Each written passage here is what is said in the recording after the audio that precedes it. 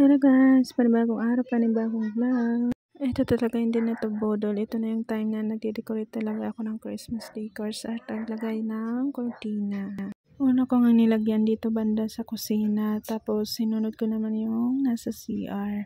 Sinadya ko talagang ganyan lang kahaba yung cortina para hindi siya maabot ng pusa. O, diba? Speaking of pusa, ayan, nakikisawsaw na naman sa pinagkagawa ko. Sinunod ko nga itong dito sa may bintana. Ay, nako, may natutulog. Hindi ko na maantay. Kailangan ko na matapos tong gawain ko para hindi ako abutan ng dilim. So, ayun nga, habang hilik na hilik yung isa dyan, ako naman ay busy. Wala talagang kamalay-malay yan sa pinagkagawa ko sa buhay, o, diba? Tulog pa rin. Kasi kung gising yan, guys, utusan ko ng utusan na napaabot dito, paabot niyan. Buti na lang tulog talaga yan. Baka kasi magre-reklamo na naman.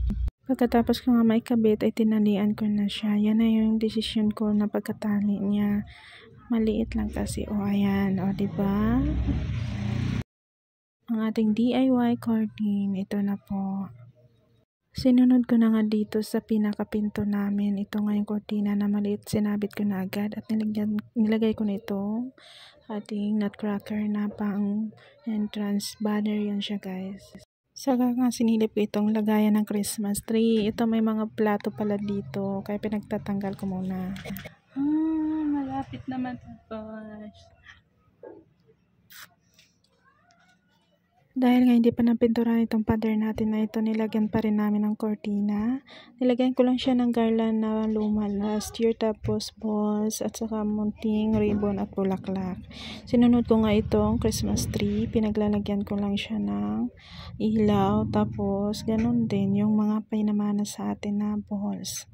Ito nga pala ang Christmas tree namin, iniwan ko kung ilang taon na ito, mga 5 na siguro. At ito na nga guys, ang final result ng ating Christmas decors. Full tour ng aming bahay na may dekorasyong pang Pasko. Yung malalaking Christmas balls, binigay po sa amin yan, yung pink at blue, saka may white na pailaw-ilaw. May nadagdag na din sa amin na 2 Christmas lights. Dinagdag ko sa Christmas tree, tapos yung isa doon sa may dining table area dito po. Yan po siya guys, yung hindi pa buo na blue yung cortina.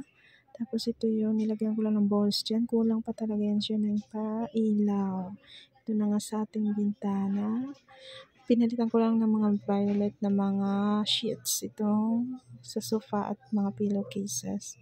Ito po pala guys, yung area na to, kulang talaga siya ng blue na cortina. At ito na nga po, nung nadagdagan ko na siya, puro blue na siya. Akala ko kasi kasya yung sukat ng lapad ng cortina, kasya na yung 2, ay kulang pa ng isa, kaya nagpahabol ako. Ito na nga ang ating Christmas light sa Christmas tree. Yung nasa ilalim nga ng Christmas tree, bigay din yan sa amin. Kalakip nung Christmas balls na malalaki. Ito nga, nilagay ko dito si Mini Santa. At saka ito na po yung maliit na garland na nasa ibabaw ng cortina. At yun lamang po. Maraming salamat. Hanggang sa susunod na Pasko.